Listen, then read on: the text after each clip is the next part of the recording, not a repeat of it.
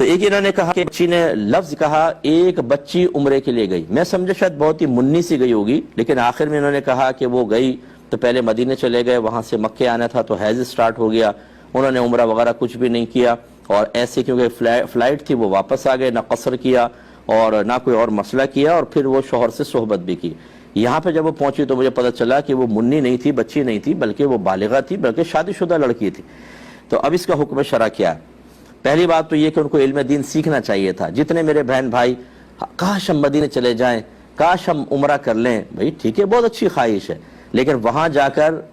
علماء کرام کی تحقیق کے مطابق مکے میں ایک نیکی 1,00,000 کے برابر ہے، تو گناہ بھی 1,00,000 کے برابر ہے۔ اعلیٰ حضرت نے یہ لکھا ہے انوار البشارہ میں کہ گناہ بھی 1,00,000 کے برابر ہے۔ نہ دین سیکھیں گے، نہ عمرے کے احکام سیکھیں گے، نہ حج کے احکام سیکھیں گے، وہاں پہنچ جائیں، اور نہ روحانی تربیت ہوتی ہے، نہ صبر سیکھا، نہ اللہ کی رضا پر راضی رہنا، نہ غصہ برداشت کرنا، یہ کوئی اس کی پریکٹس کی، وہاں جا کے اپنی عبادات برباد کر کے، اور بعض اوقات منوں اس کے حساب سے، ٹنوں کے حساب سے اور پہاڑوں کے برابر گناہ اپنے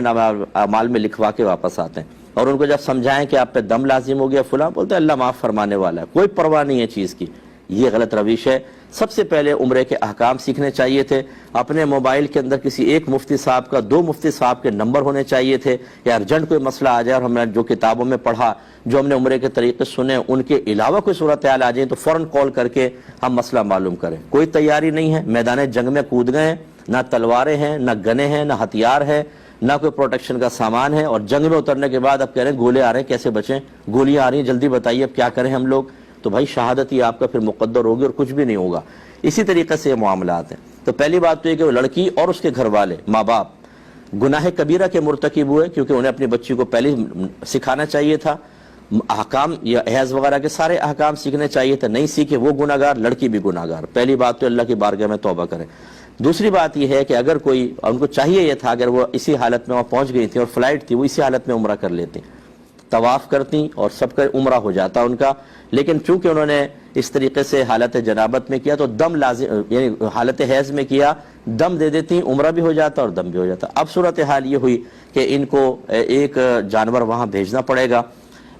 حرم میں، یعنی بھیجنے سے مراد وہاں کسی کو کہہ دیں کہ بھئی حدود حرم میں ہماری طرف سے ایک جانور بطور دم ذبح کروا دیں، وہ ذبح ہوگا تو یہ احرام کی پابندیوں سے باہر ہو جائیں گے۔ اس سے پہلے جو انہوں نے یہ احرام کی حالت میں تھیں، یاد رکھیں جب واپس آئیں، اور انہوں نے جو کام کیے وہ سب خلاف شرع تھے، تو اب ان کا حساب کریں تو بہت دم بنتے، لیکن ایک دم کم از کم دے دیں تو پھر یہ گویا کہ احرام کی اس سے باہر آ گئیں۔ اب یہ وہی قصر کروائیں، پہلے وہ جانور ذبح ہو جائے، قصر کروائیں، احرام کی حالت سے باہر آ گئیں، اللہ کی بارگاہ میں توبہ کریں، اور پھر کبھی جب بھی موقع ملے اس عمرے کی بعد میں جا کے گویا کہ قضا ادا کرنی ہے، تاکہ بالکل عمرے کے ساتھ یہ بری الذمہ ہو جائے۔ اور باقی ان تمام معاملات میں جتنا گناہ کبیرہ ہوا اس کا وبال تو ہے، وہ اللہ کی بارگاہ میں توبہ کریں۔ اور جو میں 20 سال سے چیخ چیخ کے کہہ رہا ہوں، ایک دفعہ پھر دائرہ ادب میں رہ کے گزارش کر لیتا ہوں کہ خدا را فرض علوم سیکھیں۔